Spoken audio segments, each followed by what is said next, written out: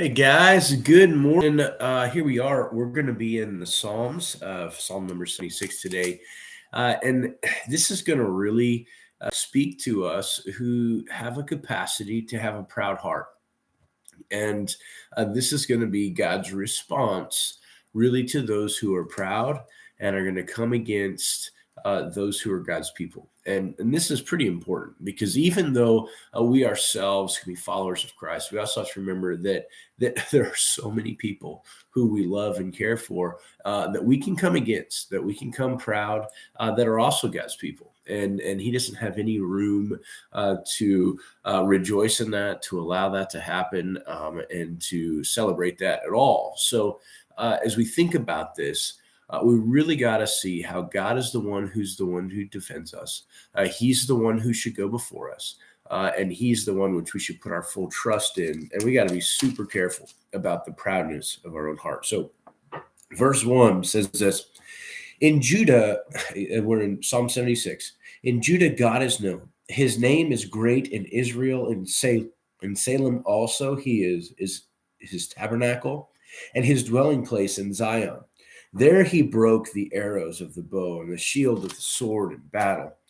You are more glorious and excellent than the mountains of prey. The stout-hearted were plundered, and they have sunk into their sleep.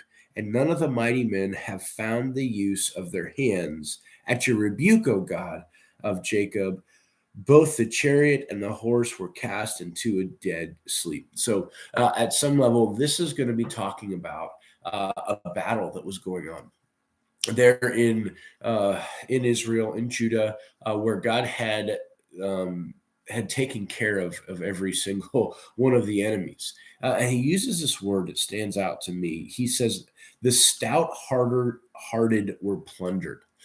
What does it mean to be stout-hearted? Well, it's different than being poor-hearted or poor in spirit. A stout-hearted means that we have placed our full strength on our own abilities and our own capacities. That our heart is gloriously proud of itself. And has no reverence whatsoever for what you're about to do. And so there's great pleasure, I think, when the Lord is able to take something that is proud, something that is haughty, something that kind of comes against him. And that's a lot of times our own attitudes, right? When we have a proud spirit and a proud attitude, that God oftentimes will be okay cutting us down a bit. Why? Not because he's mean or because he's ruthless or any of those sorts of things. No, because especially if we're his children, we are to be a completely different type of people.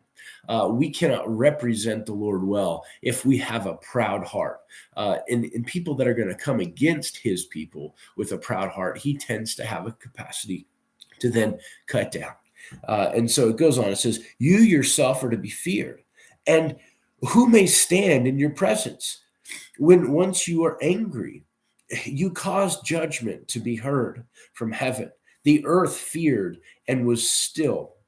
When God arose to judgment, the earth all oppressed the earth, or to deliver all the oppressed of the earth. Surely your wrath of man shall praise you. With the remainder of wrath you shall gird yourself. Make vows to the Lord your God and pay them.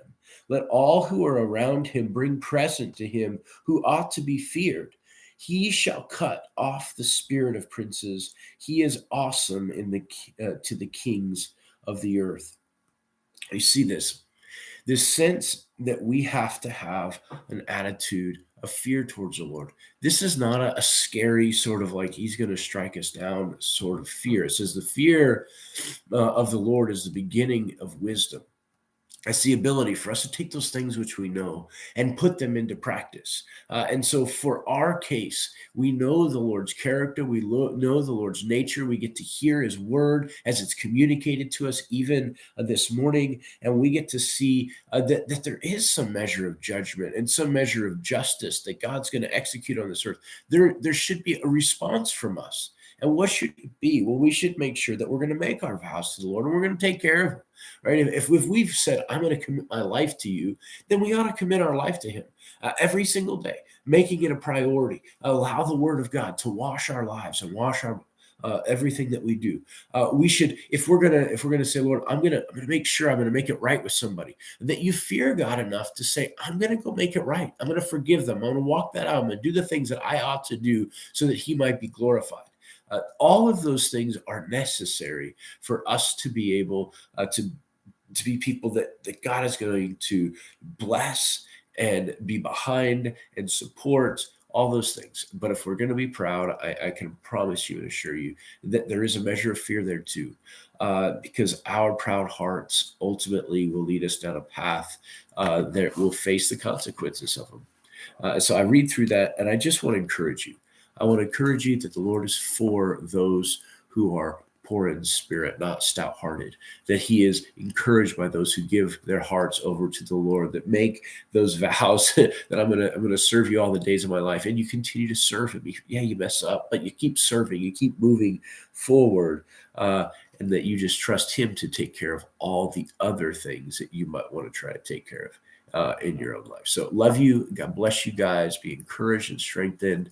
And we will see you tomorrow morning. God bless y'all.